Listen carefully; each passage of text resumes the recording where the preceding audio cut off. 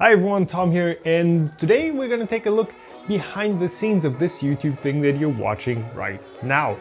We recently hit 25,000 subscribers, 100 videos uploaded and 2 million views total, which are numbers I still can't wrap my head around. So huge thanks to everyone who's contributed to that. I don't know, maybe someday with 1 million subscribers I'll be able to look back at this day, open up my photo album and go, oh yeah, those were the days. I don't know, maybe not. And because it fits into this meta episode quite well, I want to start with how I'm involved with BQ, a Spanish smartphone and 3D printer manufacturer. They hired me along with Niels in December 2015 to bring their educational efforts to Germany. And in mid-March 2016 they fired me along with Niels because I don't even want to go on about the entire BQ thing, it's just a mess. I'll take a regular full-time job as an engineer again and the world will just keep on turning. So let's start out with the why before we get into the how. Basically, this channel exists because Anthony made me a mod in the 3D printing community over on Google+, and he was like, well, you seem like a nice guy helping people out in this part of the internet. Here, have a bit more power. And that basically got me invested in the entire DIY community part of 3D printing. I kept seeing the same questions pop up over and over and over again, like, how do I calibrate my extruder? Or should I print ABS or PLA? And I thought, well, there's got to be a more efficient way of answering those kind of questions instead of typing out the same answer over and over again.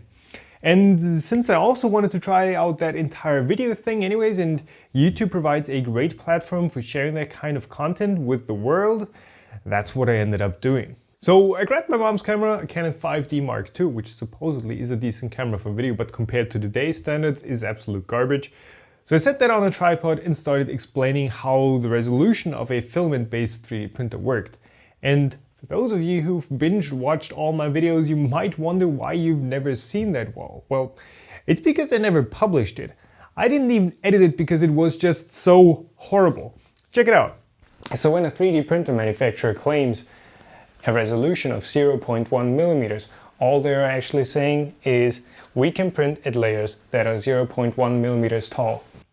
Yeah, no, the one big thing I realized I needed a script, and I still do. I'm holding on to that script with my dear life. Some of you might not realize it, I'm not a native English speaker, I'm German. And while these days I probably read and write primarily in English and routinely don't consciously register if I'm reading an English or German text, speaking freely about a subject that isn't like everyday small talk and following a structure that's supposed to make sense in the end is still hard for me. It's not impossible, but spending a bit extra time on writing a full script beforehand saves me a proportionally greater time afterwards in editing. And it allows me to upload said script as subtitles to my videos for the hearing impaired, so that's a win-win.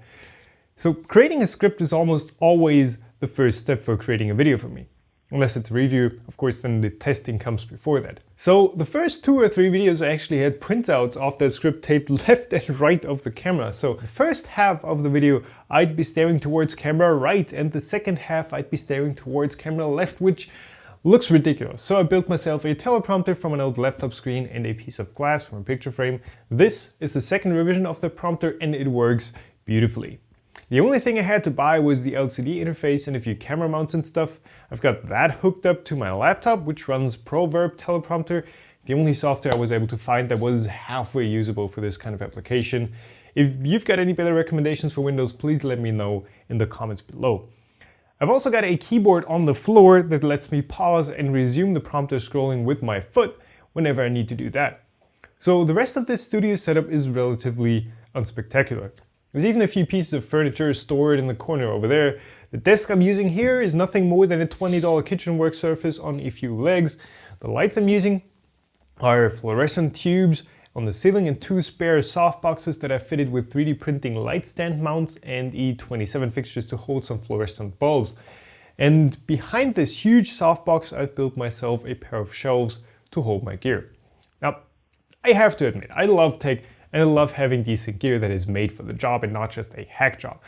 Gotta satisfy those engineering itches somehow. I do shoot, edit, and publish in 4K. Not because it's necessary, but because it's going to get me the best possible quality I can reasonably achieve. It's probably a German thing. My camera of choice for this is the Panasonic G7, basically a cheaper and arguably better GH4, which for me was a direct upgrade from the G6 I used before that.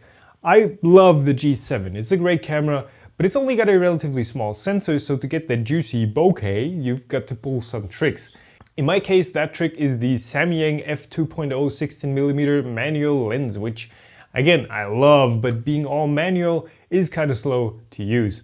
So for any additional footage, aka B-roll, I use the Panasonic 14 to 140mm kit lens, which works out for that job just fine and still delivers that crisp image quality.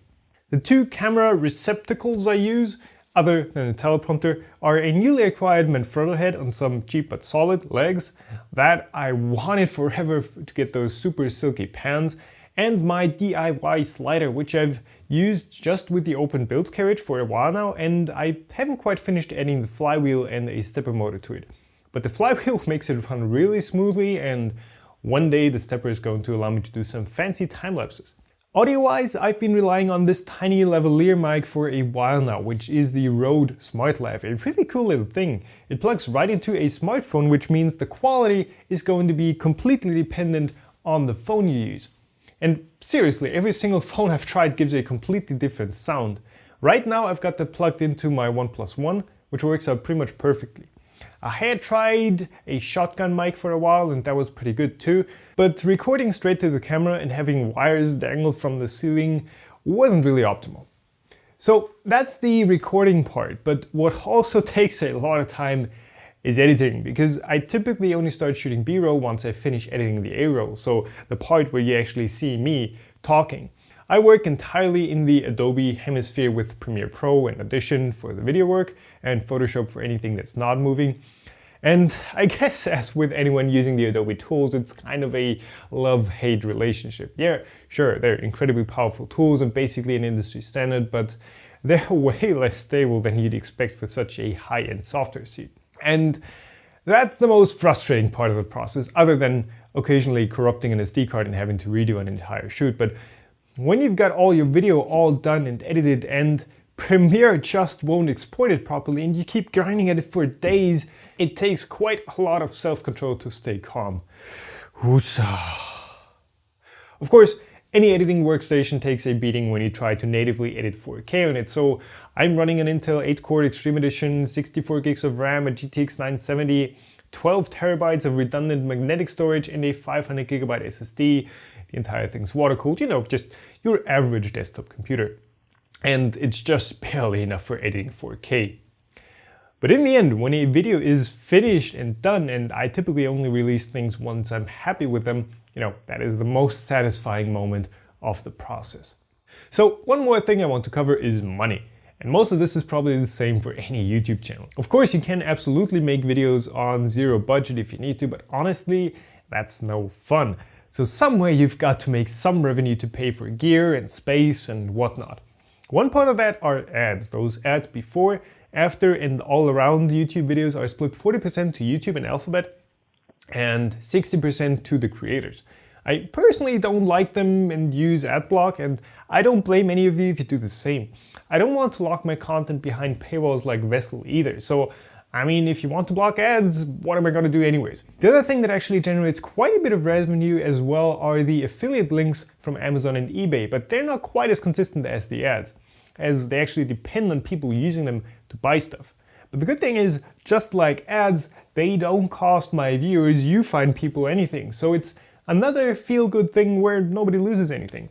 Sure, I also have a paypal.me link if someone totally needs to throw some money at me, and I totally appreciate that when somebody does, but it's kind of the same thing with Patreon. I don't want to charge people for watching my stuff and learning things.